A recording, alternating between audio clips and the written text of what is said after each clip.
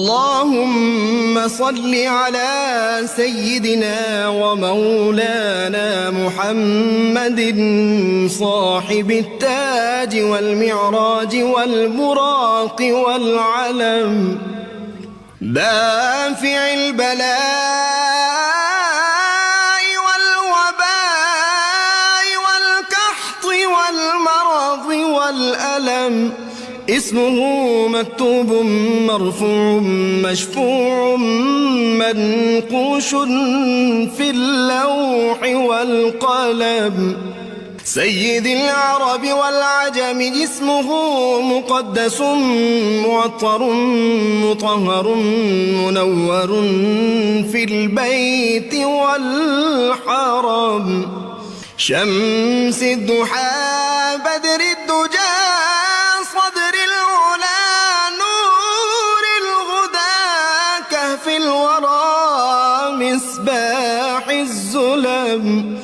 جميل الشيم شفيع الأمم صاحب الجود والكرم،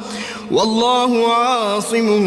وجبريل خادمه والبراق مركبه والمعراج سفره، وفوق سدرة المنتهى مقامه وقاب قوسين مطلوبه والمطلوب مقصوده والمقصود موجود، سيد المرسلين خاتم النبيين شفيع المذنبين أنيس الغريبين رحمة للعالمين، راحة العاشقين مراد المشتاقين شمس العارفين سراج السالكين مصباح المقربين، محب الفقراء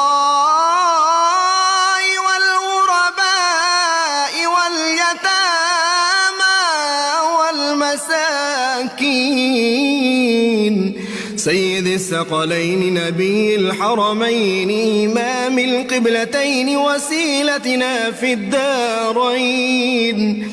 صاحب قاب قوسين محبوب رب المشرقين ورب المغربين، جد الحسن والحسين مولانا ومولى الثقلين، سيدنا أبي القاسم محمد بن عبد الله نور من نور الله،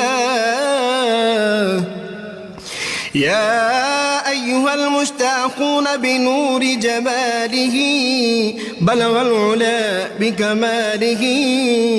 كشف الدجى بجماله حصنت جميع خصاله، صلوا عليه وآله وأصحابه وسلموا